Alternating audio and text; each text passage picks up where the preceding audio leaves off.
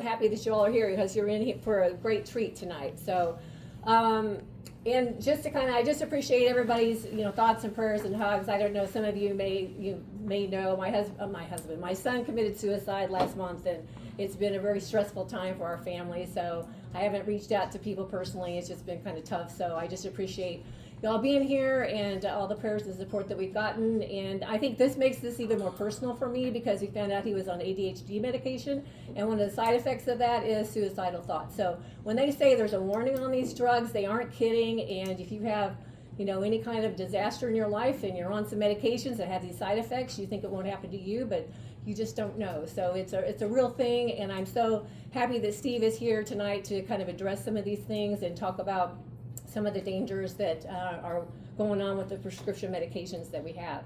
So this group meets once a month, the third Tuesday of the month, from 6 to 7:30, and we have different speakers every time, and we cover a lot of different topics. And I usually make you guys do homework and fill out surveys and all this, but I'm just making it easy on myself tonight, so there's no homework for you all either. So nothing else to do. We're just gonna share the information and let Steve. I'm going to introduce, so Dr. Steve Hewlett, he is a doctor of pharmacy, and he wrote a book called Your Plate is Your Fate, and I'm going to let him go in more detail about how he came to this and why he's doing what he's doing. He'll do a better job than I am. So with that being said, are you ready, Dr. Steve? All right. Oh, and Steve, Dr. Traeger, would you raise your hand? Okay, that's my husband. He is the chiropractor here in town, and he's put out cards on the table. Those are our business cards. If you need to get in touch with us or have any questions about the meeting or the group or anything, you can get in touch with us. And I've gotten your email information, your phone numbers, and I'm going to try to do a better job reaching out to people. And we also have a Facebook page. If you can search on it, it's Theodosia Health and Wellness. So if you want to be a member of that group, you just, ask to join. And then there's a few questions to fill out in there. And please do that just so I kind of know you're a real person interested and not just trolling my group or something, okay? So if you could do that. So welcome to the group, and thank you guys so much for being here tonight, okay? Okay, I got to get your presentation. So you go ahead and do your introduction here and what you want to say, and I'll throw you a copy. Steve, would you mind putting that on your... I'd rather not. You would not? Okay. He is like that, I've heard. Yes, sir. Oh. Can you hear it? Yep.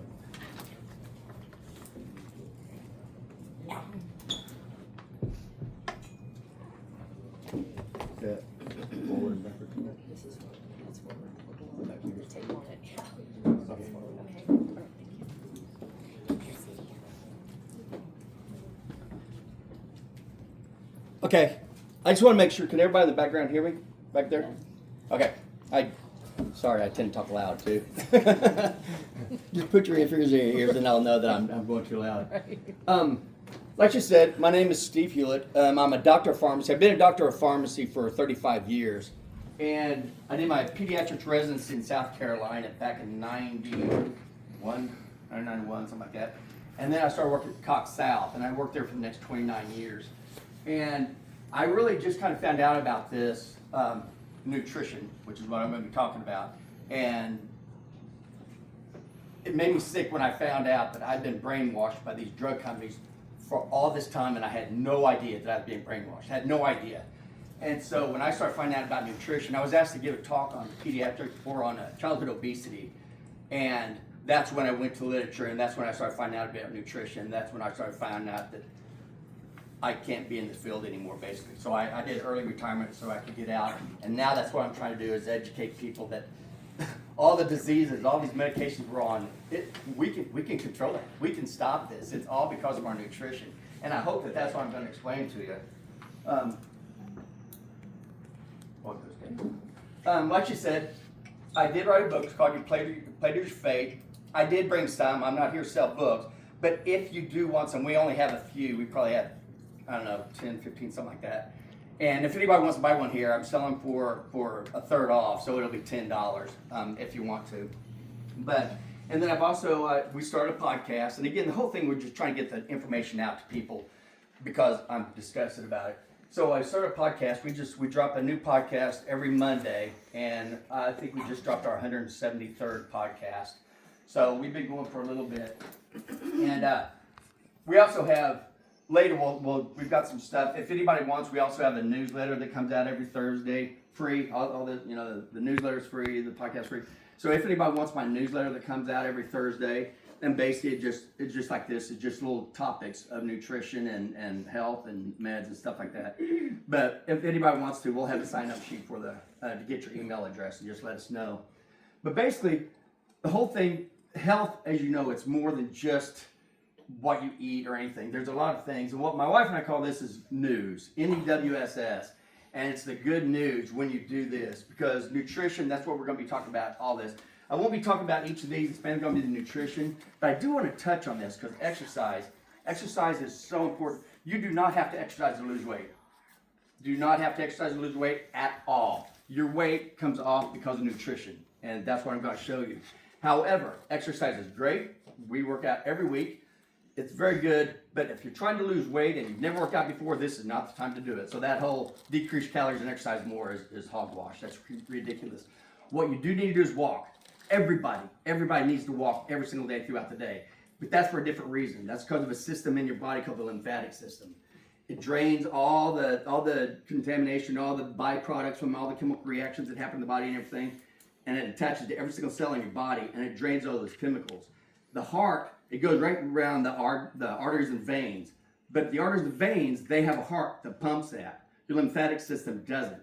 So it works by the muscles, by you moving, by you jumping, by you doing stuff, that gets that lymphatic system pumped. That drops the contaminants into your blood, and then you pee that on out to your kidneys. If you don't move, those just sit there. They just build up in your system, and then they start leaking out, and that starts causing all kinds of sickness. So just walking you have no idea how important that is. We track our steps every single night. Before we go to bed, we get a little sheet. Okay, how many steps did you get? How many steps did you get? But however you do it, however you want to track it, do it. You got to move. Water's the other thing. People are confused on water. Most people walk around in a dehydrated state. Okay, I'm just going really fast on this slide because this isn't the only one I'm talking about. But most people walk around in a dehydrated state because we need to drink water because our whole body, we're 65% water, 60% water. So we need water for all the chemical processes and everything that goes on and moving fluids and getting the nutrients to the cells and the waste products away. And most people walk around dehydrated because there's three main ingredients that tend to be like diuretics. They make you pee out more than you can drink in. And that's sugar and alcohol and caffeine. And if you think about what most people drink all through the day, from the time they wake up till they go to bed, it's probably going to be one of those three things, you know. And now these kids are drinking all these energy drinks and everything, and they have no idea what they're doing to themselves. So the amount of water that you should actually be drinking, because I see little bitty girls like this walking around with a gallon jug, thinking they're supposed to drink that amount of water. No, you don't, because that's way too much. You take your weight, your ideal body weight. So if you weigh like 240 pounds and you know you should weigh 180, take the 180. So take your ideal body weight and divide that number by 2, and that's the number of ounces of water you should be drinking every single day. Water. That's it. You don't want to drink the caffeine, you don't want to drink the sugar, you don't want to drink the alcohol. You know, if you do, you need to add that much water on top of that.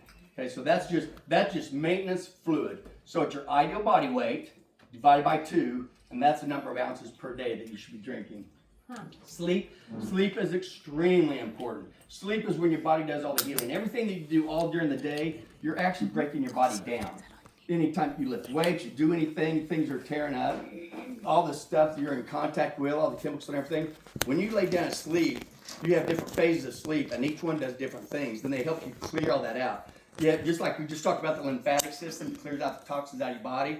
You have the glymphatic system in your brain. It clears out all the toxins in the brain. That happens when you sleep. If you don't sleep, or if you're one of these people say, oh, I can go on 4 to 6 hours, you're not clearing it out. You're not healing your body. That's when growth hormones happens. A lot of things happen in sleep that repairs your body. So you're just not, being strong. If you say, oh, I can get by on 4 hours sleep and then get up and go again, you are tearing yourself up. So do prioritize sleep. And then sun. We are just now starting to see all the wonderful effects of the sun. Surprise, God gave us something that's going to make us heal our bodies and work with our organs, and everything needs the sun. Now we're learning about all the rays, all the ultraviolet rays, all the red rays, everything. All the different rays, they do different things, and they actually penetrate through our skin into our organs, and they're actually affecting the organs on the inside, and we need that. So we always think about vitamin D. And as important as vitamin D is for the sun on our skin, the drug companies have gone and told everybody that you got to work, and the hospitals and everybody, you got to work out. Everybody's got to worry about cancer. Everybody's got to worry about skin cancer, you know. Don't burn. Be out in the sun, but you don't go slather another chemical on your body. Chemicals are what are making us so sick. And you put all these chemicals on your body to block out what God's trying to give us. It makes no sense to me whatsoever. So get out in the sun. Just don't burn. Be smart about it. Get out, you know, early in the summer, get out for a little bit, come back in, the next day go out for a little bit more, come back in, get your body ready to it. But if you can be out in the sun without burning and without putting sunscreen on, you're going to do a lot of good things for your body. Anyway, that's all for that. And also, I don't know the time limit or anything, but anyway, through here, if you guys have questions, feel free to raise your hand and I'll ask them right away. You don't have to wait till the end. But so basically, we're just trying to talk about nutrition. And when you think about nutrition, this is the main thing. You have micronutrients and macronutrients. Micronutrients are your vitamins and minerals. They're called micronutrients because they're measured in milligrams and micrograms. Then you have your macronutrients, and those are measured in grams. So vitamin minerals, well, I'm not going to talk that's a whole nother section on vitamins and minerals. Yes, they're important, but if you eat meat, if you eat God-made food, and you'll see that's what I call it, real meat, real fruits, real vegetables, you're going to get the vitamins and minerals you need. Okay? Man-made food, all this toxic stuff in this grocery stores that you buy, you're not getting anything in there. You're not getting anything but toxins in there, and that's what we'll talk about. So these are your macronutrients. You have protein. Protein is anything that you touch. Our whole bodies, that's what we do. Let me see. Yeah, I'll do that later. Anything that you touch is protein. So your muscles, your skin, your organs, your bones, everything, you know, a lot of our hormones, those are all made out of proteins, okay? Proteins, all these things, all these macronutrients, when we eat, our body doesn't see the food that goes in our mouth because our stomach and our intestines break that down to the basic building blocks. That's what goes across the intestines into our blood and gets shuttled around to all the places that it's needed. So when we talk about protein, what we're really talking about is we eat the protein, our gut breaks that down into amino acids, it gets into the blood. So an amino acid is like a little Lego building block. And if you take all the protein of all the animals and all the plants and break it down to the amino acids, there's only 20. There's only 20 different amino acids that make up all these proteins. In our bodies, we make over 20,000 different proteins. And some of these proteins are over 27,000 amino acids long. And we are using them all the time. Every time you're breaking down cells, which you're sitting here breaking down and making new cells right now. Your blood cells, your skin cells, your intestinal cells, even your organ cells are going, your hair. You're always making more and more cells. So we need lots and lots of protein. Fat, just like with a protein, fat gets broken down in the GI tract to fatty acids. That's the little basic building block is fatty acids. Now, I forgot, up here on the protein, of those 20, skip back up to protein. Of those 20 amino acids, 9 of those are called essential amino acids. And essential amino acids means your body does not make them. The only way you're going to get it is you have to get it by eating it. And you have to get it because you will die without it. Okay, that's what an essential amino acid is. Your body doesn't make it, it's vital, it needs it, but you have to eat it. So there's none of those with that. With fat, there's 2 essential fatty acids. Same thing. Your body doesn't make it, you got to get it from the eating. That's omega-6 and omega-3. Okay? And we'll talk about all those, so I'm just kind of letting you know. Carbohydrates. Oh, fat. What's fat used for? We'll go through that because fat's used for so many things in the body. Carbohydrates, however, when you eat carbohydrate, and a carbohydrate means plant-based food. Anything that comes from a plant contains carbohydrates, and I'll talk about that later too. Carbohydrates, when they get broken down to the basic building block, it's glucose. So anytime you eat any plant-based food and all man-made food, you are eating glucose. How much depends, and we'll go through that also. But if you're having trouble with high blood glucose, diabetes, pre-diabetes, which most people are, and they're walking around, they don't even realize it, and they are pre-diabetic because of our food guidelines and all that kind of stuff. But anyway, essential glucose, no such thing. You never, ever, ever have to put a single plant-based food in your mouth and you'll be perfectly healthy. I know people who've done it. There's one that's going to be at a conference that we're getting ready to go. I'd have to show you a picture. You would never believe how young this girl looks. Everybody thinks she's in her like 50s, 60s. What is she, 86, 87, something like that? And she's been carnivore her entire life, just because she had to where she lived. But anyway, so glucose is not important. I mean, it's important, but it's not something you have to have. So when you think of proper nutrition, what you're thinking of is, if you tear your body down, you break it down to all its basic building blocks, what's it made out of? And we just said, it's made out of protein, or made out of amino acids, fatty acids, vitamins, minerals, and water. It's not made out of glucose. We have glucose stores, tiny amount of glucose stores, and we'll get to that too. But this is what you need. You need protein, fat, and cholesterol. Cholesterol is another one. We'll hit on cholesterol a bit today, quite a bit today, because that also we've been lied to. It's all lies. It's all lies. Cholesterol is so vital to our lives, and you'll see that in just a little bit. So, carbohydrates. Where do we get our carbohydrates? Like I said, carbohydrates, the plant-based foods. All plant-based foods contain carbohydrates. And all the chemical-based foods, which means the laboratory-made food, the man-made food, the ones that not made in a pasture. It's not raised in a pasture. It's not grown in a field. It's made in a laboratory in some building, and they're just sitting there putting all these chemicals and all this horrible stuff in it. But that's what they put in it. They have glucose, fructose, seed oils, and chemicals. That's it. And all four of those are toxic. So anything that's in a box, bottle, bag, can that a grocery store sells, you really need to keep it out of your mouth, because there's nothing but toxins in it. I mean, it's absolutely horrible, and that's the rest of the talk is going to be about it. And this is just a note to remember. Carbohydrates mean glucose. So if you look at a product and it says there's 50 grams, you don't have to look at how much sugar's on that. And I'll explain that too, but just look at how much carbohydrates. Because if there's 50 grams of carbs, that means there's 50 grams of glucose. You don't have to look at sugar. You're already getting glucose, and I'll explain the difference between it in just a little bit. Like right now. This is glucose. This is a molecule of glucose. Okay? Glucose, our bodies know how, every single cell in our body knows how to use glucose. They use it for energy. Okay? It's supposed to be for fight or flight energy. And I hope I can prove that to you in just a little bit. But this is glucose. When they talk about your blood sugar is glucose. When they talk about table sugar is this. It's glucose and fructose mixed together. This is fructose. Fructose is the sugar that's in like fruits. Both of these things cause massive obesity.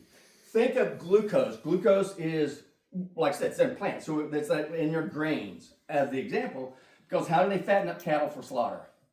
They grain feed them, right. So you go and they nurse them on grass, then they go and they feed them a bunch of grains because they know it's straight glucose and it goes straight to fat.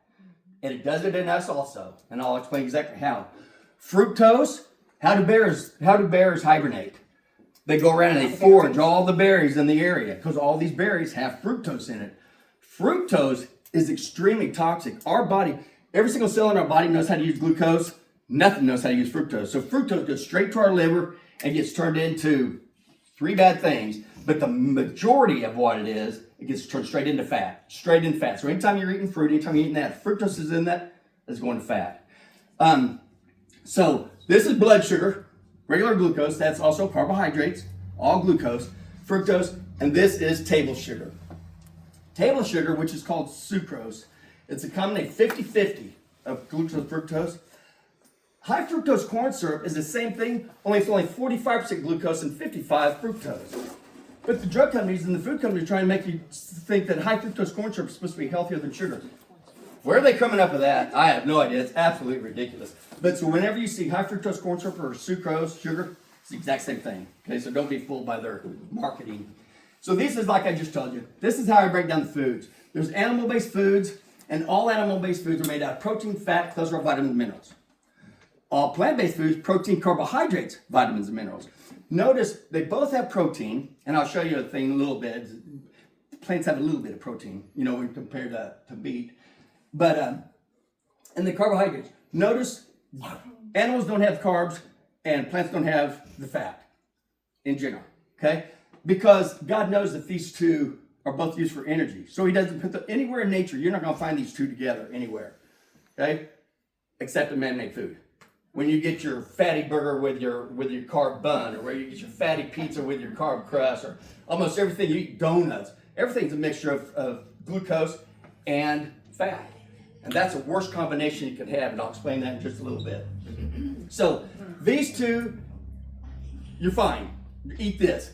Be careful how much of this. There are toxins in plants, and there are some plants that grow below the ground with starch. Starch are just long chains of glucose. That's all it is, just long chains of glucose. So if there's starch, you're getting a lot of glucose.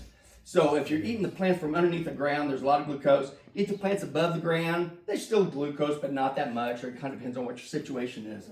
And then fruits, again, fructose has the fructose also. So you have glucose and fructose in fruits. So you can eat them. There are some good vitamins and minerals and stuff, but just be aware that you can eat too much.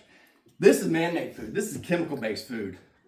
It's toxic. Glucose, fructose, chemicals, seed oils. That's all it is. Okay, horrible. Protein, this comparison chart. What I did was I just went to AI. I said, AI, give me the 10 fruits that had the highest protein content. Give me the 10 vegetables that have the highest protein content. And give me just a standard 5 meats. So this is the fruits. This is how much protein are in the fruits. This one's over here is guava. This one down here is banana. This is your plants. This is edamame, which is mainly soybean oil. But you have a little bit of that. And this is Brussels sprouts down here. And this is chicken breast, beef, pork, turkey, and fish. No comparison. No comparison. When you're eating protein, this is what has all the protein. You can get protein out of this, but you got to eat a lot of it to do it. And when you eat a lot of plants, you're also getting a lot of glucose. Okay? So it all goes into the same thing. So that's why, and as you'll see, and again, we eat fruits and vegetables, but we definitely eat way more animal products than we do plant. So just so you know, animal-based, it doesn't mean just meat. You don't just get a plate with a piece of meat on it. It's anything that comes from an animal. So you've got the meat, you have the milk. So from the milk, you have everything comes from that. Your butter, your cottage cheese, your cream cheese, your yogurt, Greek yogurt, all that kind of stuff. Eggs, all that is healthy. Go for it. Eat it all. And when you eat this, you will feel very full. You can go, I've eaten once a day. I will only eat once a day. And I'm not hungry a bit. We work out fast and everything. So you get all the nutrients you need, and it doesn't take that much. It's called the nutrient-dense food. Then these are all the, plants, the fruits and vegetables that you would think, the grains, everything like that. Again, there's some phytotoxins in them, so you got to be careful, be able to cook them right, and you do need to kind of keep track of which ones you're eating if you have glucose issues, which most of us do. And then this is the chemical. This is all man-made food we're talking about. Everything is box, bottle, bags, cans, jars, all your fast food restaurants. I mean, look at that. Try to find fat somewhere. Try to find protein in there somewhere. You're not gonna. I mean, it is so rare. All your baked goods, even our baby food that they're going around telling everybody this is just as good as breast milk. Bull. It is nowhere near what breast milk is. This is the exact same stuff. It's fructose, glucose, seed oils, and chemicals. That's what's in that stuff. Okay. Some of these I've looked at. Again, that I was a doctor of pharmacy and pediatrics. That's what I did my residency in. Some of these formulas have over 50% high fructose corn syrup in them. That's why we have an epidemic of obese 6-month-olds today. It is nuts what they're doing to us. So, there's only one thing in our body that causes you to gain fat, and one thing that causes you to lose fat. Only one, and that's insulin. If I give anybody here insulin, even Debbie, she's going to blow up like a pig, because that's what insulin does. You give them carbs, you give them insulin, and I'm going to explain exactly why that is. But this whole thing, I can tell you the answer to good health in one sentence is keep your insulin levels low. That's it. So thanks for coming. That is truly serious. So this whole thing is about explaining to you why you need to keep your insulin levels low. These are the 3 pillars of disease. When you have these 3 pillars, you start to kill every organ in your body. Which ones, how many, how fast, that depends on your overall health and everything else. But you are killing them. So that's when you have high insulin levels, inflammation throughout your body, and high glucose levels. And just so you know, as a spoiler alert, these 2 things, high insulin and inflammation, happens decades before you ever see a high blood glucose. So this pre-diabetes that they're telling you is at 6.7 to 5 or 5.7 to 6.4, that's not pre-diabetes. That was a marketing ploy, and it worked. They started lowering these A1Cs, putting more people on diabetic medications. Medications make you more of a diabetic. This is marketing, but I'll get to that later. The big thing is this. When your insulin levels are high, it forces you to store fat. When your insulin levels are low, it forces your body to use your own fat for its energy source. What we're supposed to do is eat and fill up our fat stores and then go at a time without eating, and you burn that for energy. Then fill them up, then burn it for energy. That is not what we do anymore because of our great dietary guidelines that lied to everybody, telling everybody you need to eat nothing but glucose constantly. That's what you need. The one ingredient we did not need, and that's what they told everybody. And that's why if you go back to any disease state and look when it started, and they all started right around the late 70s, early 80s, and then it just went skyrockets. On in kidney disease, brain disease, liver disease, everything. Type 1 diabetes or type 2 diabetes is the number one cause for people go on dialysis. I mean, it's criminal what they did and what they're still doing. Oh. So, what makes our insulin levels go up? But if you look at the macronutrients we eat, if you eat fat, your insulin levels do not go up at all. That doesn't affect them. So, fat doesn't affect insulin. Insulin is the only thing that makes you fat. Where they came up with eating fat is what makes you fat. Again, marketing ploy, work. They make trillions of dollars off this stupid stuff. It makes no sense. When you know how the body works, that makes no sense whatsoever. Okay? Eating fat does not make you fat. Logically, it sounds right, but physiologically, it makes zero sense. Protein, your glucose will go up a little bit, so your insulin will go up. The only reason why is because on your glucose, and I didn't talk about it. On all of these, you don't store a lot of these nutrients. Like protein, you wouldn't have protein stores. It's just you're made out of it. Well, one thing you're made out of is, remember, the muscle. So if you don't eat protein, your body's going to preserve its organs by pulling the protein out of your muscles. So that's why these people are on these GLP-1 agonists and all this stuff, the Ozempic and all that. That's why when they lose this weight, over 50% of it, in a lot of these cases, it's mainly muscle loss because they're starving their body. They're called an auto-cannibalism. Their body is eating itself from the inside out. Because if they don't eat it, your body still needs a lot of protein, so it takes it from the muscles. Yeah, it's going to take the fat out of your fat cells too, but it's going to be depleted of vitamins, depleted of minerals, and you're going to lose your muscle mass. And especially as you get older, you do not want to lose your muscle mass. That is one of the biggest reasons people fall. They trip, they fall, they don't have strength to get back up, they end up in the hospital. That's the last you see of them. And I've seen it over and over and over again. So you do not want to lose your muscles. So, fat, where fat's stored, all over our subcutaneous tissues. That's why we have all those fat stores. Because the fat's in all these stuff. God made us that way so we can do this. Because you don't know how long you're going to go without eating. Okay? However, we fill our fat cells up so much that there's no more room for it. That's type 2 diabetes. And I'll explain that in a little bit. But what happens is now you can't stuff the fat into your fat cells anymore because they're already stuffed because you've been eating for decades. Remember, this isn't something that just came on. This has been happening, well, now it happens from birth. But it's been going on for decades. You're just finally getting all your cells and filling them all up as you get older. And now that's when you start seeing the effects of this. But it was pre-diabetes a long time ago. So now when you look at glucose, all the glucose it has, you have a little bitty store. 10% of your liver is glucose stores. That's it. 400 calories. 10%. And then every single muscle cell has 1% of it is this glucose store. It's called glycogen. It's like little glucose bricks. Your body, and then it tells your body to store that glucose as glycogen. But the ones in your cells are only good for the cell. But they are there. So when you eat, I think you went backwards a little bit. I hit myself. Well, I went back a lot. And nobody was going to tell me. You're on a roll. I'm always on a roll.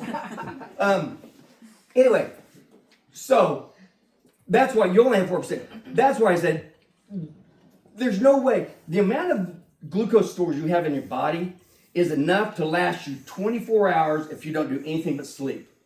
You burn off about 2,400 calories. It's called your basal metabolism. About 20, and that's about all you have. You have 400 calories stored in your liver, and then you have about 2,000 calories stored in your muscles. But again, you can't use the glucose in your muscle for everything. That's only for your fight or flight because it's for that one muscle cell.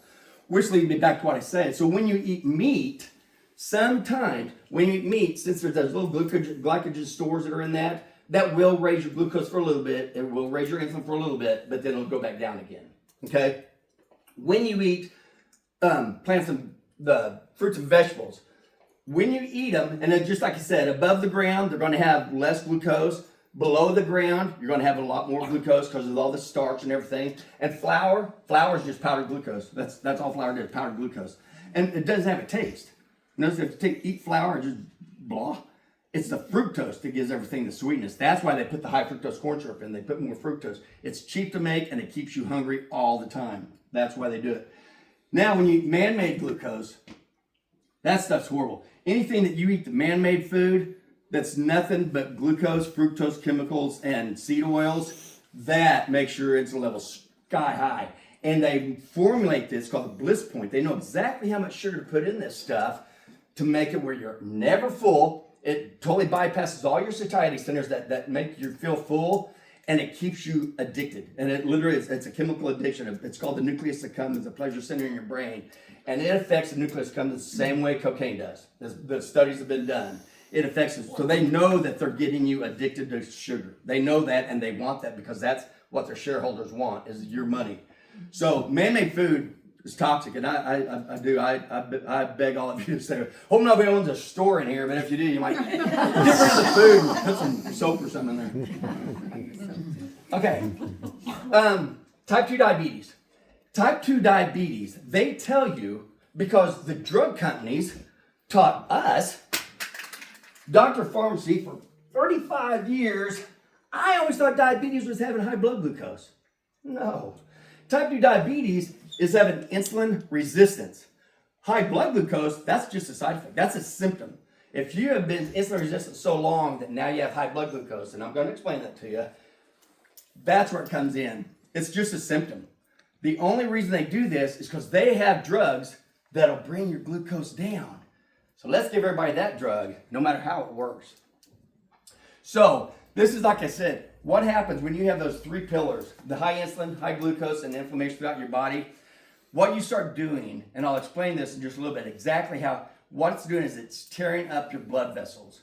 Okay? These little particles that you're eating get into your blood vessels. At first, it starts tearing up the little bitty microvessels, tiny ones. So that's going to be retinopathy. That's your eyes. That's why diabetics, that's one of the first things you see is eye problems. Nephropathy, that's the kidneys. Neuropathy, that's the nerves. Those are the ones that get affected first. You start seeing these. You start seeing the damage. You start getting the numbness in your extremities and stuff. But then you keep eating the same stuff over and over again, and this is when you start getting all the bigger blood vessels. This is type 2 diabetes is a condition. It's not like high blood pressure or kidney disease. Type 2 diabetes is a big umbrella saying you are now destroying every single organ in your body. That's what type 2 diabetes is, because it's high glucose, high insulin inflammation. So this is heart disease, stroke, peripheral vascular disease, Alzheimer's disease. Alzheimer's is called type 3 diabetes. I don't know if you know that, but if you're reading the studies, that's how it's labeled as type 3 diabetes now. Cancer lives off glucose. If you keep your glucose and your insulin levels low, you may not ever get cancer. And if you do get cancer, you can definitely keep it from growing and spreading as much. Even if you decide to do, the drug company way of radiation and all that kind of stuff, eating healthy will definitely make that a lot easier. And it's so stupid. You go to these places, they have, my uncle was on dialysis before he died of renal failure because he was a diabetic. And I didn't know this stuff then. I didn't know this. I just learned this 5 years ago. But they'll go in dialysis and they would have tables of all these cookies and cupcakes and all this stuff. And they do the same thing in the radiation unit for the cancer patients. They have all these goodies for these poor little patients that are out there, not knowing that's the stuff that put them in the place in the first place. It's ridiculous. But then it goes on fatty liver disease. Never did we see fatty liver disease. Every time we saw fatty liver disease, it's because of alcohol. Always. And now about 90% of all the fatty liver disease we see is because of glucose. And we're seeing fatty liver disease in our teenagers now. It's crazy what's going on because they were started off as infants with their infant formula. So they were started off a lot earlier. So again, it takes a couple decades. Well, they're there now. Infections, that's all caused by it. Skin and nail conditions, erectile dysfunction, polycystic ovarian syndrome. These two things have a lot to do with why a lot of people they can't have babies now. And a lot of it is because of this, because of the different things that this does. And then atherosclerosis, which what a lot of people know about. But this is all type 2 diabetes. So every one of these is because of type 2 diabetes, okay? So this is something that actually didn't even dawn on me till maybe a few months ago. After talking and doing all this stuff, I thought, everybody's telling me, how do you get your blood glucose down? Here, I've got a drug, I've got this, I've got an element, I've got this. How do you get it down? That's not the question people should be asking. It's, how does it go up in the first place? Why is your blood glucose even going up? There's only 2 ways your blood glucose goes up. There's only 2 ways. Number 1 is stress. It takes it out of your storage. Remember 10% of your liver and the 1% of your skeletal muscle? That is fight or flight. That is what that's used for. That is, oh my gosh, something bad happened. I need energy now. So that's for like acute stress, which could be anything. It could be a broken leg, a thorn in a nail. It could be pneumonia. It could be some child getting ready to run out in front of a car. Anything that puts your body under stress, that releases a stress hormone called cortisol. Cortisol, through just a few series of steps, makes the glucose come out of the liver stores, glycogen stores, and puts that in the blood so you can have fast energy.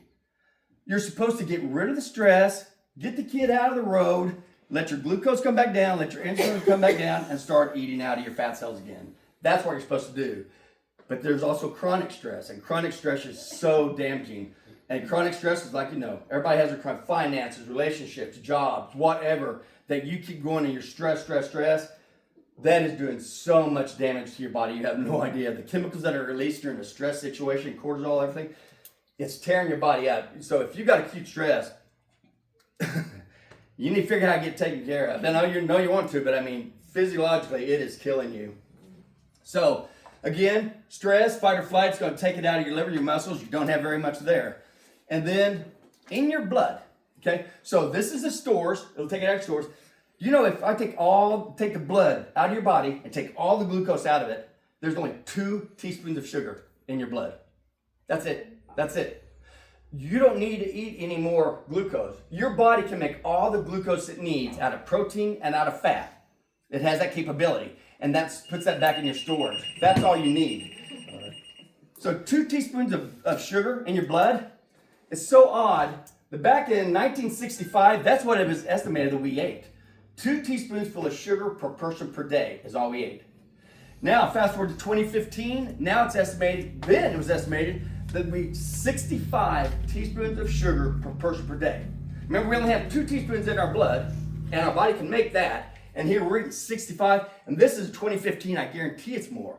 And you think, oh, no, it's not. You think one 12-ounce can of soda pop has 10 grams of glucose? 10 teaspoons of sugar? One can. Think of all the big gulps, all these coffee places they go to, Starbucks and all that kind of stuff, energy drinks, cookies, crackers, chips. You know what people eat, all the bags, boxes, all the stuff they eat all day long. These guys are constantly eating it. And it's crazy. I work with a bunch of 20-year-olds. They're my pharmacy techs now. They're eating this stuff all the time. And you just see them. And I hate it. It's like, oh my gosh, I know where you're heading. And they don't care because they're too young. I did it again. Anyway, so second way, you eat it. So you take it out of stores is the one way for fight or flight. The only other way your blood glucose goes up is because you eat it. Period. If your glucose is going high, it's because you're eating it. Stop eating it. What are you eating? We just told you. Plant-based foods, man-made foods. That's where the glucose is coming from. So if you're obese, if you're overweight, if you have diabetes, pre-diabetes, which most of us do, think about what you're eating because I guarantee that's where it's coming from. It's the only place it can come from. Your body doesn't just make glucose because it doesn't want it. That's why it has all these mechanisms to get your glucose down when you do eat it. So how does insulin do that? How does it get your glucose down? There's 3 ways.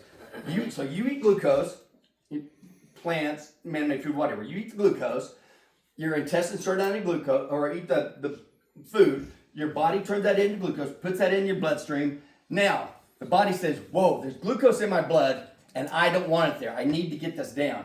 And it starts sensing it. If you just see something, it's like, oh my gosh, oh, that looks good. I bet that tastes good. Your body just starts producing insulin.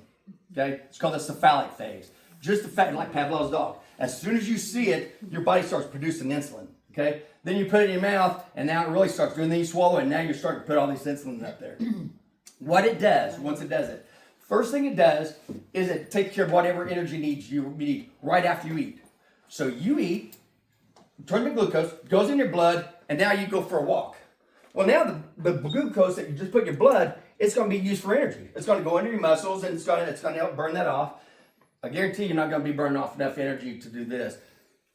I don't know if I've already passed the part or not, but energy, people think that, oh, you can go ahead and eat that, you're burning it off. If you do heavy weightlifting, I mean, you're just busting it for a full hour, which if you're really doing a lot of heavy weight, you're not going to be able to go an hour anyway.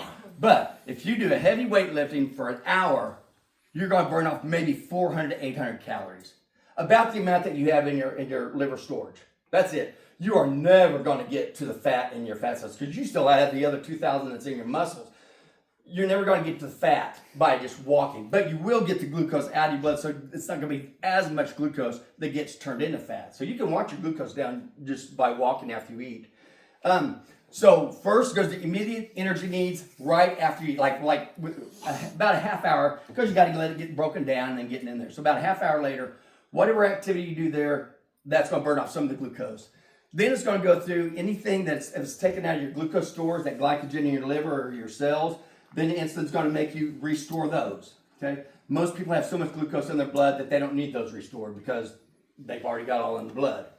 The only other thing after all that, exercise after you eat, which most people don't, and then also out of your glycogen stores, the next thing that happens is it goes to your liver. Your insulin tells your liver turn all this excess glucose into fat, because that's how your body stores energy, is through fat. So all the glucose you eat is getting turned into triglycerides. Triglyceride is the form of fat that your liver makes from glucose. It makes these, and when it does that, it's got all this fat, and it also makes 80% of all the cholesterol that your body uses. It puts all that together in the liver, and then it sends it out to your fat cells. And while your insulin levels are high, because your glucose is high, that's what makes the insulin go high.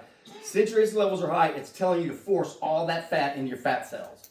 So that's what you're doing. When you eat a meal, most of the glucose, almost every bit of the glucose that you're eating is getting turned straight into fat and put in your fat cells. Okay? So just kind of recap, because it kind of been all over the place.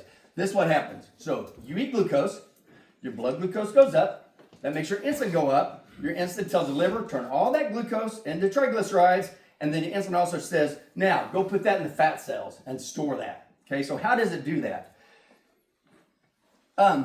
We already talked about that. God's intended use of fat is fight or flight and fat storage. Man's intended use for glucose is to keep you guys hungry constantly, and it works.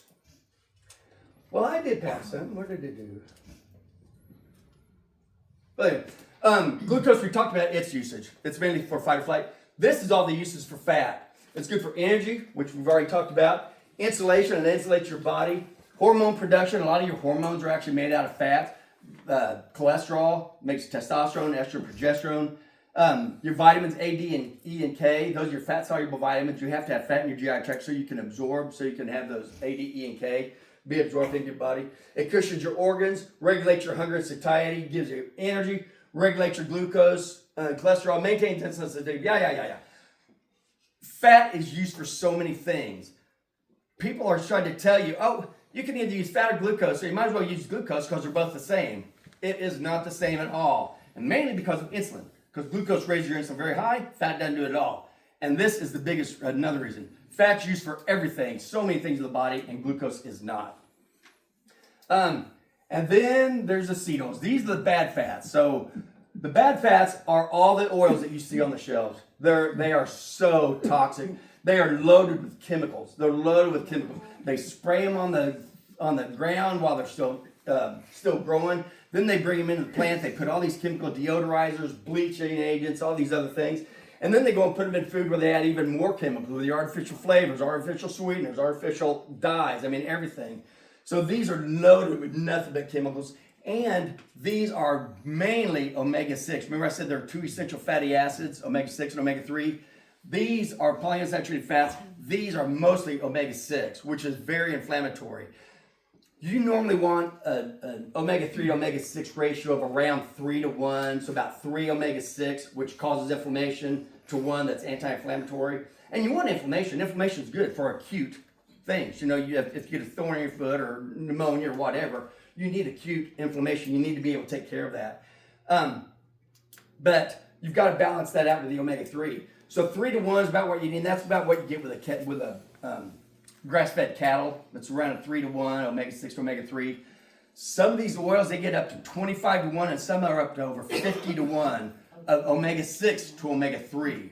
They are loaded with inflammatory fatty acids. And some fatty acids, they get turned into prostaglandins, and that's what causes the inflammation. So Crisco, this stuff is just, it's sick. I could tell you stories on these things if anybody wants to know, but where Crisco came from, it's horrible. The healthy fats, your fruit oils are fine. Okay, your fruit oils, that's extra virgin olive oil. What's that mean? You have a question? 5 minutes.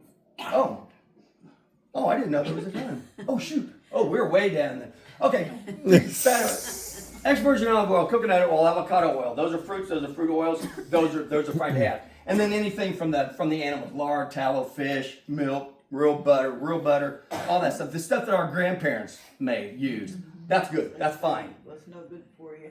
Huh? Yeah. Yeah. Of course, because they want you eating their food instead. This is a triglyceride. A triglyceride is just a glycerol backbone, 3 fatty acids, and what this happens, man. You got a lot. You may have to come back. Yeah. I'm not even gonna be able to get into cholesterol. No, I don't think so. Okay. What happens? And I'm gonna have a little slide. What happens is when this triglyceride is made in your liver, it goes to your fat cells. This is too big to go through that fat cell. So what your body has to do is has to cleave these off right here. So now you have a glycerol backbone, and then you have 3 free fatty acids. And then each one of these individually can go across that cell membrane, okay? If that makes sense, that makes a lot of difference when we go to the next slide. So we'll go to the next slide. I won't go into this. These are your VLDLs and LDLs, and this is how it transports your fat and cholesterol around your body. Perfectly normal. High LDL level is not what causes cardiovascular disease. It's been proven over and over and over again. Most people that have cardiovascular disease actually have low LDLs. There's 2 different LDLs. There's the good one and the bad one. This is the bad one. Sorry, won't be able to explain it to you today because I didn't realize. So I got a suggestion. So maybe we just open it for questions for a few minutes, since you're kind of getting into your like. Let me do this one because Okay. there's only about 4 more slides, just real quick. Perfect. Okay. Pretend this is a fat cell. Okay, this is a fat cell. It's just sitting there empty. And all of a sudden, these little LDLs come through and says, hey, I got some triglycerides for you. So it wants to put it in there, but it's too big. I'm rushing through this now. So this is the cell membrane. Okay, this is the inside of the fat cell, the outside of the fat cell. Remember I said they have to cleave these free fatty acids off in order for those to go across the membrane. So it needs to cleave it off here to go into the cell, and it needs to cleave it off here to come back. The key is insulin. There is an enzyme, LPL, on the outside of the fat cell that cleaves these off. There's one on the inside called HSL, hormone sensitive lipase. It does the same thing, it cleaves those off. But the key is insulin, high insulin stimulates LPL. So when your insulin levels are high, all you can do is stuff fat in your fat cell because high insulin inhibits HSL. Oh, Okay. see, my bad. I've been corrected. My brain's not functioning very well. You've got till 7:25. Well, that's what I thought. I'm up here sweating like a pig. All right, I'm sorry. Thank you. That's the reason he's here, to keep me on line. Okay, so I'm Thank so you, sorry. Steve. I'm so sorry. You're my man. Carry on. No, never mind. So, what I was saying. Your cortisol levels are dropping already. Because I really want you to understand this. I mean, I really, truly want you to understand this. So you've got this fat cell sitting here, and it needs the triglycerides. So high insulin levels stimulates LPL and inhibits this. So you can only push fat in. This is the only way fat gets in. It's the only way fats get in. It gets in as triglyceride and it has to get in as free fatty acid. Same thing when it gets out. When your insulin levels are low, it stimulates HSL, so it cleaves these off so you can burn it out of your fat cells and put it in your body for all the things that you use, and it inhibits LPL. So when your insulin levels are low, you cannot stuff fat. You can't put fat in your fat cells. So that's why I said the whole key to all this is keep your insulin levels low, which means keep glucose out of your mouth. Does that make sense? So that's why I say high insulin levels force you to store fat, low insulin levels force you to burn fat. And this is exactly why. That's why it is. So now you've got this little LDL, and you've already seen it. Now you ruined it. I ruined it. I'm sorry. Here's what the deal is. Those little LDLs that I showed you, okay, those are little ships. I call them fat mobiles. LDL isn't cholesterol. That's more crud, they tell you. It's a fat mobile. It's a little boat that your liver makes to put all the glycerol or the cholesterol and the triglycerides in that, and then it ships it all around your body to all the places that need it.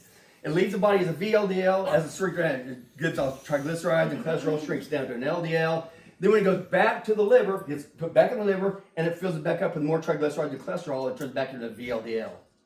So you've got this little boat, and it's going by the fat cell, and it's like, hey, I've got some triglycerides for you. It's like, okay, bring them on in. So it starts putting these triglycerides, and then they come by, and I've got some more triglycerides. Okay, bring them on in. So it does this for decades. These little LDLs are going through, have all this fat and this triglycerides in there, and it's given to the cells. Eventually, that LDL is going to come by here, and it's going to say, okay, I got some fat, some triglycerides for you. And they're like, I am stuffed. Take it down the road. A fat stuff, this cell that's stuffed with that, you can't get any more in it, is insulin resistant.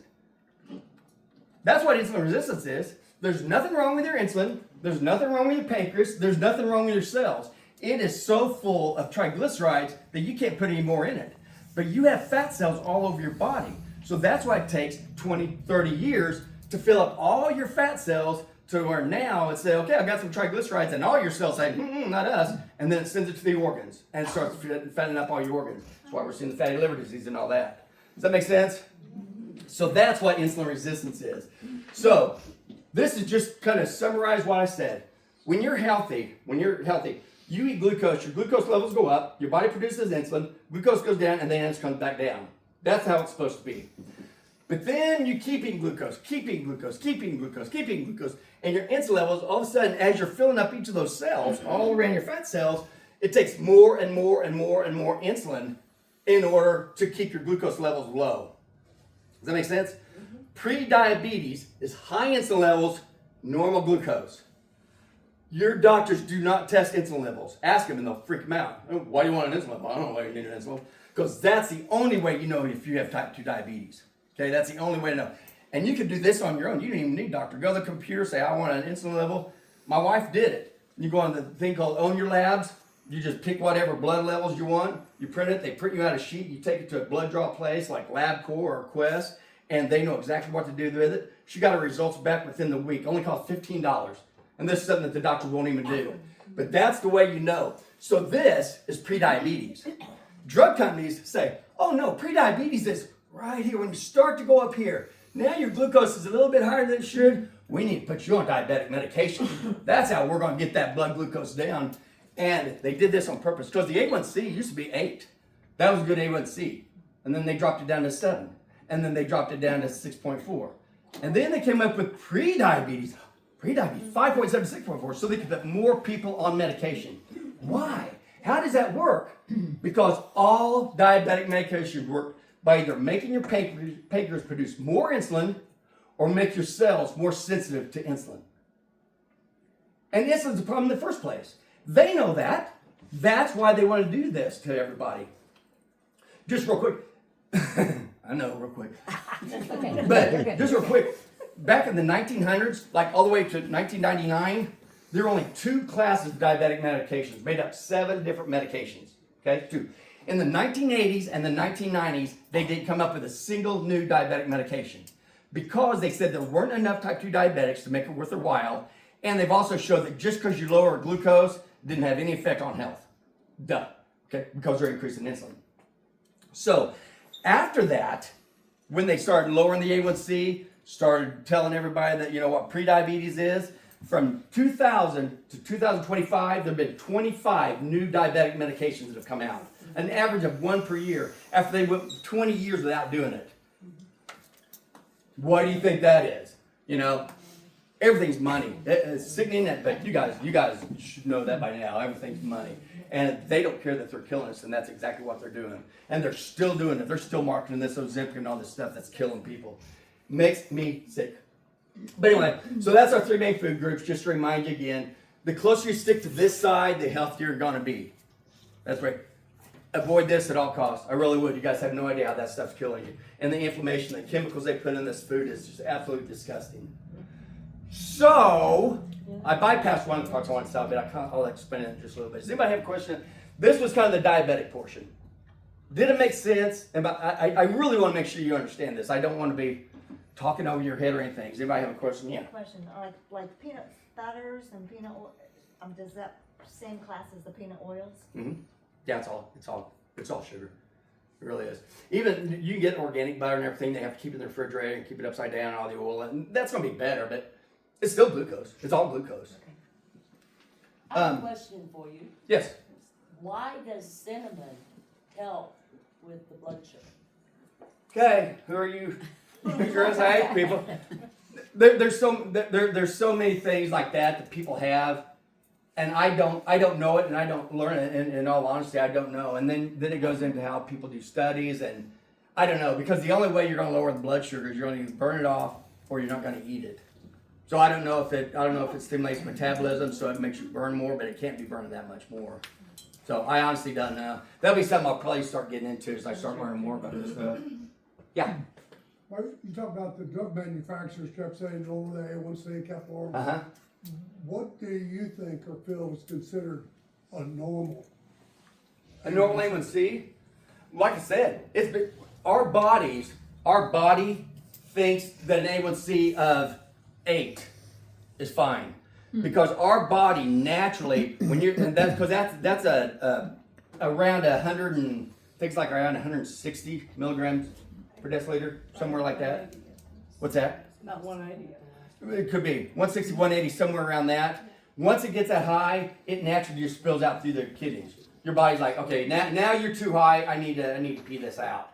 So your body could keep it down there. We never even knew. I mean, people forever, we didn't know how to test blood for our blood glucose. That's why we used to test test our urine, and now we test in blood. And now they come up with the A1C, and this isn't against the A1C, it's what we're doing with the A1C. A1C just gives you what it's been for an average about the last 3 months. And even in A1C, that's why you don't want a high glucose level. High glucose attaches to proteins, and when it does, it tears them up. Remember we said your whole body is protein, including the inside of your blood vessels, the endothelial lining? Glucose attaches that and it tears up those proteins. And that's what A1C is. A1C is a red blood cell, okay, and it has hemoglobin, which is a protein. So when your glucose goes high, it attaches that protein. So you're killing that blood cell. And the higher glucose is, the more glucose attaches to that, it kills it. So what they do, and the life of a red blood cell is about 3-4 months. So that's why when they test these red blood cells, your hemoglobin A1C, you can see about how high it's been for about the last 3 months. Because before we knew the A1C, all I could do is do a glucose test, and that was just a snapshot. And people got to know, oh, if I don't eat any glucose for about 4 days before I go into the doctor, my glucose is going to look great. But now with an A1C, they can't do that anymore. So that's why you don't want high glucose, because of the protein damage it does. What would you say 6.0 pre-diabetic? Pre-diabetics when you have high insulin levels and normal glucose. Has nothing to do with the A1C. Oh. Has nothing to do with the ANC. So it's not, that's just not even a thing. Your body will know. You don't have to worry about that. If you're not eating glucose, you're not going to have to worry about that. And if it's higher than that, it's because you're eating glucose. I mean, that's the only way it goes up. It's the only way it goes up. So that's why I don't even look at A1C. I mean, I don't care. I don't know what my blood glucose is, but I'm pretty sure I'm fine because I don't eat it. Steve, it's Dr. Hewlett. Yes. So I want to try to help answer that Yes, question please. about the cinnamon if I can. So I didn't recognize you in the ball cap. I forgot. I I was looking for you earlier. I just came right over your head. So I've spoken with the group here before. My name's Billy. I work for Standard Process, right? Nutrition company. Steve is one of our keynote speakers at Secrets in Healthcare. Debbie has him here for a reason. I will tell you, coming from a supplement rep and someone who worked in pharmaceutical sales, selling drugs, What this man is telling you is the answer. We are conditioned, what's my A1C, but what should it be? What should it be? Now, how many of y'all heard about an A1C 10, 15, 20 years ago, right? Cinnamon, yes, absolutely. But now we're bombarded on social media and from supplement Yes. companies. You want to get it down, take this, take this, take this. Just stop eating it. It's not as hard as society is making it for us, but we've been conditioned to think, I have to do this, this, and this. If we all went back to what our grandparents fed us, we will be so much healthier, right? So that, to answer all of that and to work with Steve on that. So anyway, does that help? Thank you. Yeah. Your Okay. plate is your fate. Your Buy the plate is book. your fate. Buy the book. Medicine. What's that? Food is your medicine, she said. Fruit, it is. Fruit is medicine. Okay, now, another one that everybody is being lied to about that makes me sick is cholesterol. So I want to make sure everybody knows what cholesterol is. Again, high LDLs have nothing to do with cardiovascular disease. That is a ploy. $538 billion, I think, was the last I heard that they're making off statins. Okay, so I'm going to explain exactly how statins work. So, like I said, there are good LDLs. Remember the little picture? I think I have it, maybe. Yeah. So this is that same picture. This is normal. This is what's made in the liver. Okay, this is your VLDL. It's called very low density lipoprotein. Very low density because it has a lot of fat, triglycerides and cholesterol in the whole of this ship. So that makes it float. It's real buoyant. Okay, it's not very dense. So it's very low density lipoprotein. It leaves the liver with its triglycerides and cholesterol as its cargo, travels around the blood, and it starts giving all these triglycerides and cholesterol to all the places that need it. And we went over how all the different places that need it. So a lot of people need it. As this does, this VLDL, it shrinks in the blood. It shrinks down to, there's actually another one in here called an IDL, intermediate density lipoprotein. And then it goes to an LDL, a low density lipoprotein. Then when it gets down to this, it gets up a little bit more of its triglycerides, cholesterol, and then it comes back, attaches to the liver takes it up, fills it back up, and makes it a VLDL again. That's important. Because what happens when you eat glucose after glucose after glucose after glucose, like most people do, you have this ship comes out of here with less cholesterol and way more triglycerides because your body's trying to get these out of here. So now, with less cholesterol, more triglycerides, as it goes around and it starts giving up all the triglycerides and cholesterol, it shrinks down smaller than that because now it started off with less cholesterol. So it shrinks down even smaller. So this is a large buoyant LDL, perfectly normal, floats around your blood, no problem. This is a small, dense LDL. Because it's smaller now, because it had too much triglycerides to begin with, now it has less, it's small. The fact that it's small means that now, when it goes back to the liver, it doesn't fit that receptor on the liver, so the liver can't take it up. So it stays out in circulation more. These will stay out for around 24 hours, I think, somewhere around that. I think those can stay out for over 48 hours in the bloodstream. So you've got this small, dense LDL. It was made because you're eating glucose, so your blood glucose is high. So remember I said glucose attaches to proteins? This is a lipoprotein. So glucose attaches to this. It's called glycation. It damages it, just like it damages all the protein in your body. Okay, that's why you don't want a high blood glucose. So that's true. If you have high blood glucose, you do need to get that down. Okay, you do need to take something to get it down or quit putting it up in the first place. But you don't want a high blood glucose because it will damage every single protein in your body, and your body's made out of protein. It also is out here, when you use glucose for an energy source, when you use fat for energy, when it goes through the Krebs cycle and all that, when you use fat, the byproducts are water and carbon dioxide. That's it. So you pee it out and breathe it out. When you use glucose, it's water, carbon dioxide, and these little oxygen species called free radicals, okay? The reactive oxygen species, a little bitty oxygen that floats around your blood. Your body does not want these little oxygen molecules going around in your blood because it attaches and it oxidizes things. So that's why they tell everybody eat antioxidants. You need vitamin C and all these. We're making all these from the chemicals and everything else, but glucose does make them also. So now you have this. It's been glycated. It's been oxidized. And if you're eating all this stuff from the fast food, I mean the man-made food or the shelves, it's also going to become. Do you have a question? Statement. Oh, Just statement. for a visual. When you were talking about the SDLDL, okay, and how that glycation and it creates a little reaction oxygen species, that's like having a piece of metal that starts to rust. That's exactly what it is.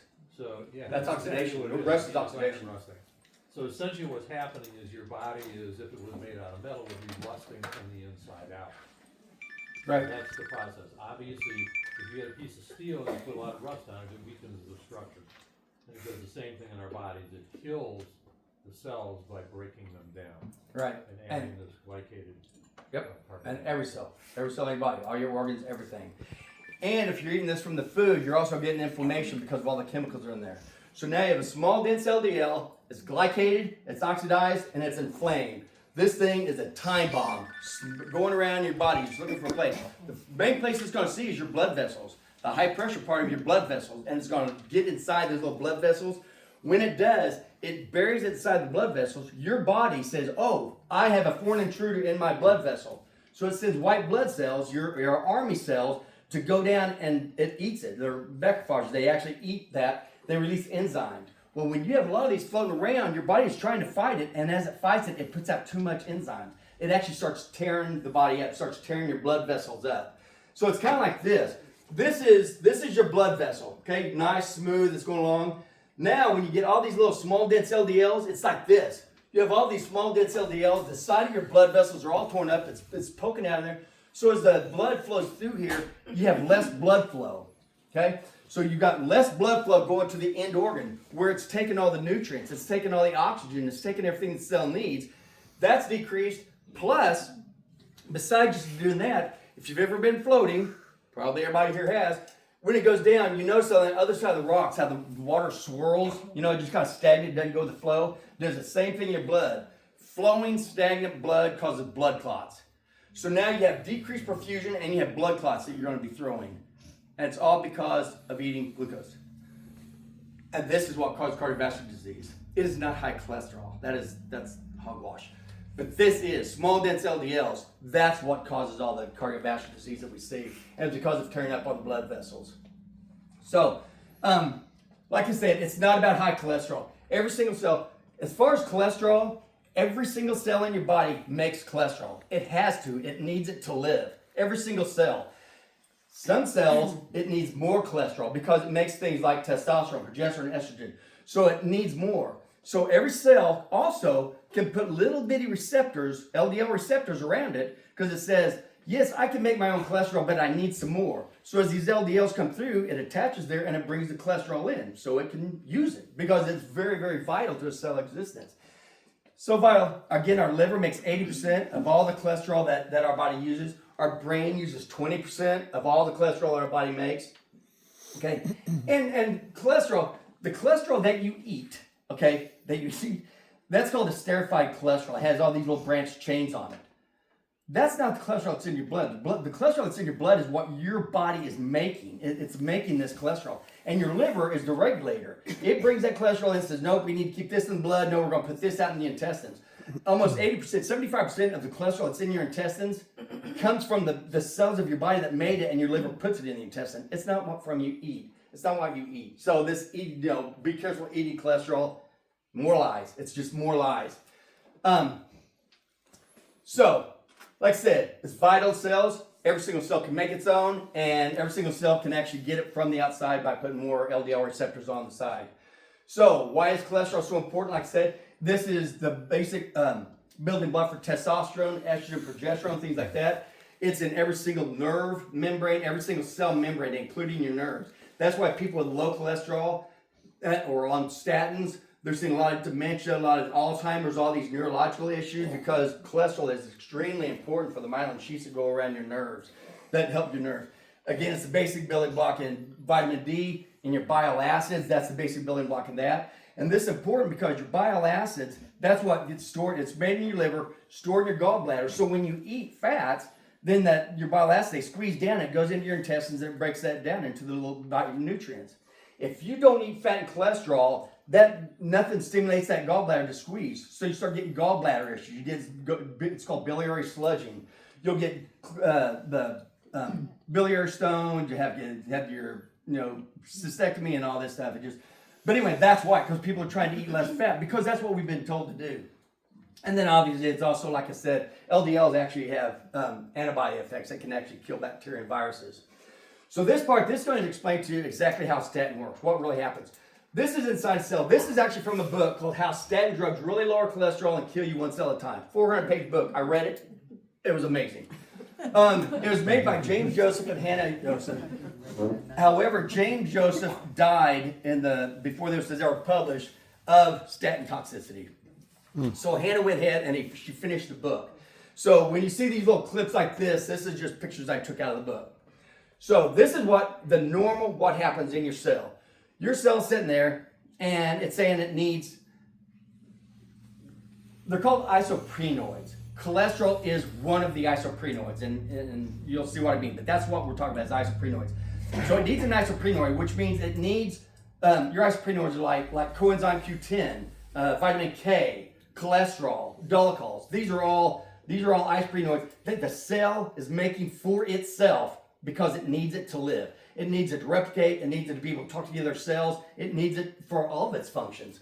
So the way it does it says, okay, I'm needing some of these products, some of these isoprenoids.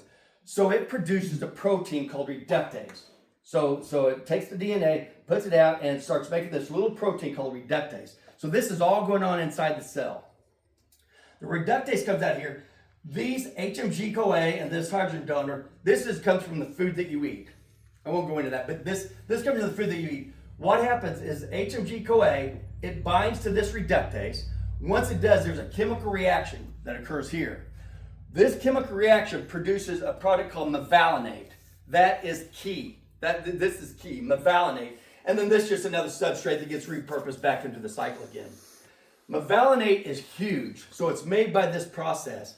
Mevalonate, so this is the process, and you get your HMG-CoA, it comes down here, makes mevalonate. From mevalonate, these are all the isoprenoids that it makes. The dolichol, the vitamin K, coenzyme Q10. That's why they're telling everybody, if you're on statin, you got to be on coenzyme Q10. They're not telling you because they're killing your cells, and your cells can't make it anymore. And this is the cholesterol. It's just another one. It's just another of the isoprenoids. So what happens, statins block it right here. So statins block it there, and therefore it doesn't make mevalonate, so it doesn't make any of these. Therefore, your cell is dying. It dies. That's why there's so many adverse effects to statins. Okay, so what is a statin? A statin is called a statin because that's the generic name of all these statins. So lipitor, atorvastatin, pravachol, pravastatin, Zocor, simvastatin. So that's why they call them statins. But what they actually are there 3-hydroxy, 3-methylglutaril coenzyme A reductase inhibitors. That's what it is. And you're like, what? What's that you're saying? It's exactly what we just said. Because this was the HMG-CoA reductase, and it inhibits that. When it inhibits that, it blocks that whole thing. So now, this is blocked, you make no mevalonate. You make no vitamin K, which is important for everything. Bone growth, bone mineralization, just all these things are so important. Coenzyme Q10, that's how you get your energy. That's how the mitochondria actually produce your energy is with coenzyme Q10. So now you're blocking your body's ability to do that. So that's why a lot of people are sluggish and just horrible things on statins. So this is the cell. It's sitting here saying, okay, I need some isoprenoids. I need my cholesterol. I need my coenzyme Q10. I need my vitamin K. So it starts putting reductase. Well, now the statin came in and it blocked reductase. So the cell's like, whoa, I just made some reductase and I still don't have my isoprenoids. I guess I need to make more reductase. So it starts making more. And this has been shown in studies. People who are on statins have an extremely high increased reductase intracellularly. There's a lot of reductase in there. The other thing it does is it starts putting more of these LDL receptors around the outside. So it can start bringing the cholesterol in. It's like, okay, I need my cholesterol. I can't make it, so I'm going to get it from the outside. So you've got that. It comes in, but then the cell's still saying, well, I've got my cholesterol, but I don't have any of my other isoprenoids. And so they die. All that, you're killing the cell, every single cell in your body. It affects everybody a different way. Muscle is big. Muscles are the ones that you hear a lot about because that's a lot of activity in those cells. They need coenzyme Q10. CoQ10, but they can't get it. So you get a lot of muscle pain, all that kind of stuff. But it affects every single organ also. So now you're lowering your LDL level for no reason whatsoever, because LDLs are perfectly fine, and you're killing your cell. And that's how statins work. They block this so your cells will put more LDL receptors so it can bring more LDL in here. And they pat themselves on the back because now they've lowered your LDL cholesterol, which makes no difference whatsoever except for it causes a lot more adverse effects. And they also kill your cells at the same time. So, what they have found in all the studies, when you look at LDLs, it's not a high LDL level that causes the heart attacks. It's high triglycerides and low HDLs. HDLs are your good cholesterol. HDLs are your good fat mobiles. Take care of that. Your HDLs are made in your intestines. Remember, the VLDLs are made in the liver. HDLs are in the intestines. The way you increase your HDLs is you eat cholesterol. When you eat fat and cholesterol and you exercise, both of those have been known to increase your HDL levels because HDLs are made in there. And that's your good cholesterol. So what you should be doing when you get your lipid panel, your cholesterol panel, whatever you want to call it, your doctor is only going to look at LDLs. And that's one thing you don't even need to look at. I never look at a person's LDLs. You look straight at their triglycerides and their HDLs. Because all the studies show whether your LDL is high or whether it's low, made no difference. High triglycerides, low HDLs, heart attacks, high HDLs and low triglycerides, you're cardioprotective. That's all that mattered. It had nothing to do with these LDLs. So that's what you want to do is make sure your triglycerides are low and your HDLs are high. And the way you can tell, they don't measure, now some places do measure for the small dense LDLs, some places do, but not the medical system. You have to go to a special other place to get that. So the way you have to assess, you have to calculate whether you have some of those small dense LDLs that are causing all the damage, is you divide your triglyceride level by your HDL level. When you do that, you want that to be less than 2, and really you want it closer to 1, okay? So you really don't want your triglycerides any more than twice your HDLs. If they are, you've got to get those triglycerides down, okay? Because you are going to be causing small dense LDLs, and you are going to be causing heart attacks. The other thing you can do is triglyceride, your total cholesterol divided by HDLs, and you want that less than 5 and really less than 3.5. You'd rather have it there.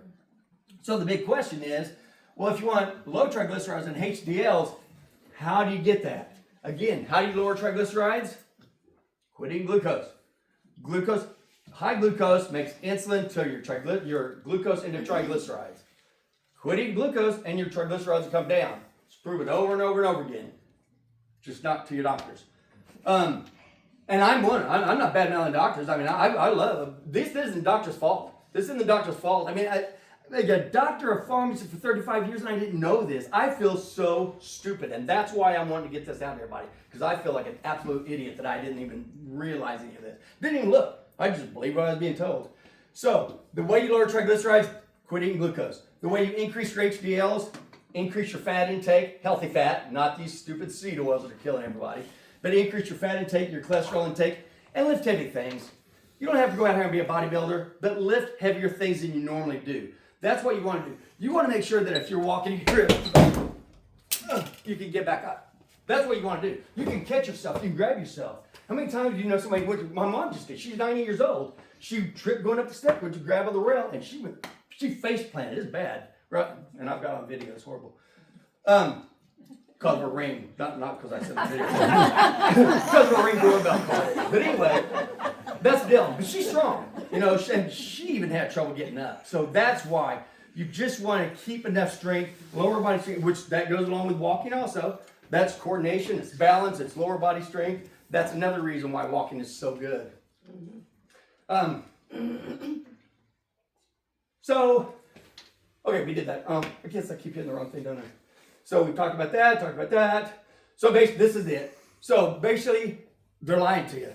They're having everybody look at the blood glucose for diabetes, okay? That's not what you look at. That's late symptom if your glucose high. You want to look at your insulin levels. If your doctor won't order it, get it. Okay. Yeah, I've only got 2 more slides. Or 3. A1C, they have you look at, for GLP-1s, they have you look at your A1C, which is just your blood glucose level, when you should be looking at insulin. And they look at weight loss. Not telling you that most of that is muscle mass loss that you're losing. They should be looking at fat loss instead. Okay? It's just misdirection on what they tell you.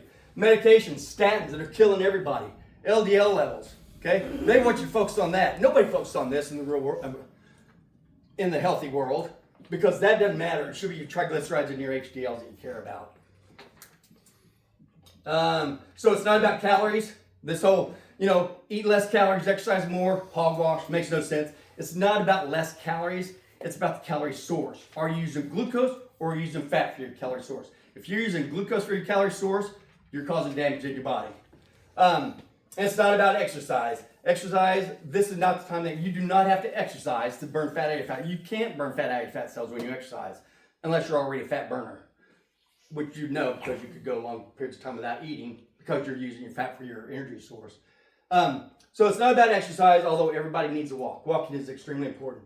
So the key, stop eating man-made food, stop eating sugar and flour, stop eating seed oils, prioritize your protein, and don't fear fat and cholesterol. It is not the evil things that these drug companies are trying to tell everybody that it is.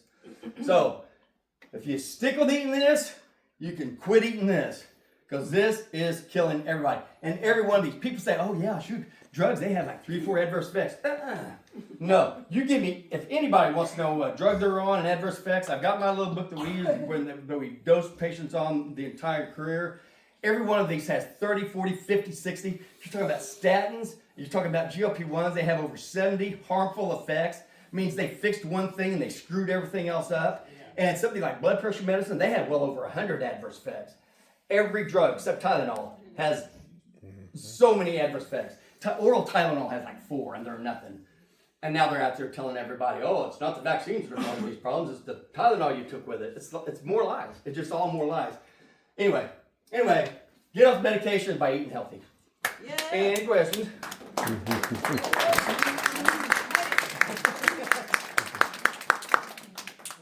Sorry I rushed.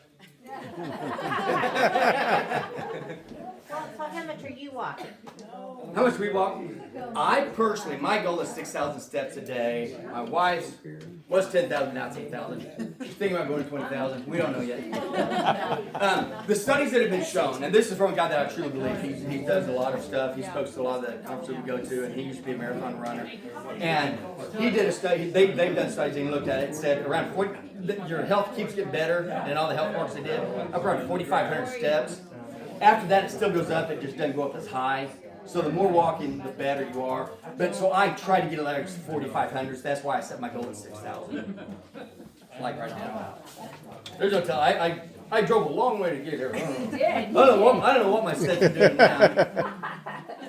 Any other questions from anybody? Any more questions for Steve? Did it make sense? Did it make sense, or did I didn't talk over you?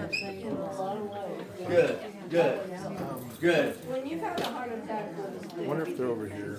and the doctors are cramming you, and I walk past them, they call me. In the statins? I don't take any, Yeah. no, I don't take their blood pressure medicine. I just take the first seed that they talked about, you probably know what that is. I do. But again, if you eat healthy, Well, and seriously, you can get off that food. We've gotten so many people off of their diabetic. Well, I had a guy, he's been to these talks. He had been a diabetic for 17 years. He was on insulin, he was on Wait a second, I don't want anybody clearing out just yet. Just hang with me a minute. We've got 5 minutes and in left. 4 Okay, weeks, we're not he quite was off done. all his diabetic medication. Just give me one more second. So any more questions for Steve that we can answer in 30 seconds or less? Will you be signing books over here, Steve? Yeah, if anybody wants one. Okay.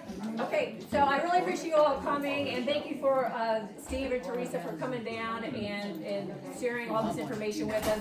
And I also want to recognize Billy Coppage is in the house, and her right-hand person, Jesse, and her husband is filming tonight, so we really appreciate them being here. And next week, we are going to have, hang on, click here. Or next month, sorry, like I said, my brain is like bugging, but next month, we're going to have, is it Brian? Ryan, I think Ryan Richardson from RMC. His father, or his grandfather, was a medical doctor. In the 80s, he was shut down, raided, put in prison, and actually they ended up kind of murdering him while he was in hospital because he was a medical doctor curing people of cancer using B17, and so they've got quite the story. And so what he's going to be speaking on is why modern families are nutrient deficient and what our grandparents knew. And so he's got a great story to tell and also some great information to share with you all. So I hope you will come and show up again. He is actually going to be on a Zoom call in here, so he will be on Zoom. But I'm really glad that all the new people came, and I hope you will put this on your regular schedule to come back again next month for it, because we always have interesting people. Dr. Newton has spoken before. Billy has done live blood analysis before in here and talked about that. And also, we're gonna have her back at some point. I am still looking for a May speaker, so we're trying to get that in on the book. So hopefully we'll keep adding new interesting things. So April 21st, 6 to 7:30, to remind myself, will be the next group that we'll have. And Billy is going to come up and tell you a little about secrets in healthcare and what she's going to offer you all for the next seminar there. So. Perfect. Okay. Did you have a question for Debbie? No, I was just gonna have. Oh, I have one more thing. Yes, so Anita brought some eggs. So she's got fresh eggs over here. They're $3 if you want to get some good protein to take home, right? Okay. And protein. Yeah, great protein. Okay. Yes, and way better than what you get from the grocery store. Right, exactly. So fresh It's eggs. amazing. And then just remember that Steve's got some books if you're interested, and he'll autograph them and sign them, and you can pick up books and eggs on your way out after Billy does And I'll her make thing. it quick. So how many of you came to Secrets in Healthcare last year? Anyone in the room? Yeah. Okay. Secrets in Healthcare is a conference I started putting on. This will be our 5th one. And we've done 2 in Springfield, 2 in the Memphis area. This one is at Big Cedar in Branson. It has blown up so much that we had to go to a 2-day event. Dr. Hewlett spoke last year. He will be on stage again this year. Ryan Richardson's father, John Richardson, my dear friend, Dr. Brian Artis, Dr. Marlene Siegel, who is a holistic vet, who is going to speak on why animal cancers are on the rise and what you can do about it. We are packed. So if you are interested in attending Secrets in Healthcare, you can go to the website secretsinhealthcare.com. When you buy your ticket, write this code down. You will get 10% off. It is SD Steve Debbie, SD Traeger 10. So SD Traeger, TROEGER 10 for 10% off. Those 2 days include 2 organic lunches, some phenomenal speakers, and some phenomenal vendors, and it is truly information that will help change your lives. So we'll leave this flyer up here. The goal is to help educate and empower people so that you have some information to go forth for yourself and for your loved ones. Make sense? Awesome. We'd love to have you. All right, so just make sure you get water, half your body weight in ounces of water, right? Focus on your protein and get some sleep and move your body, right? So that's all you got to do. And then come back next month and let's hear about how great you did, okay? And one more real quick thing, just to say what I said earlier. If anybody is interested in the newsletter, comes out every single Thursday, it's free. Comes out every single Thursday, and you also get a newsletter will come out on Monday. It's not a newsletter, but just an announcement of whatever the podcast was that just dropped that day. So with a link that you can click on if you want to. But if anybody wants that, just remember there's going to be a sign-up sheet over here. All we need is your first name and your email address. And Well, I've got those, and I've got a Facebook. Yeah, but I don't know if everybody wants me Well, okay. sending them. Well, okay, all Unless, right, go ahead. You can- yeah. That's the only reason. I mean, I can do it, but I don't want to be sending them to. But you can also unsubscribe if that happens. That's fine. Okay. Whatever you want to do. All right, we will see you guys next week. Thank you guys so much for coming.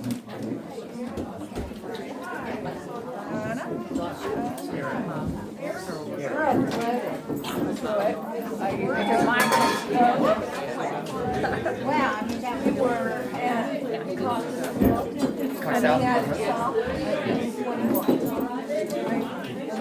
When I retired, March of 21.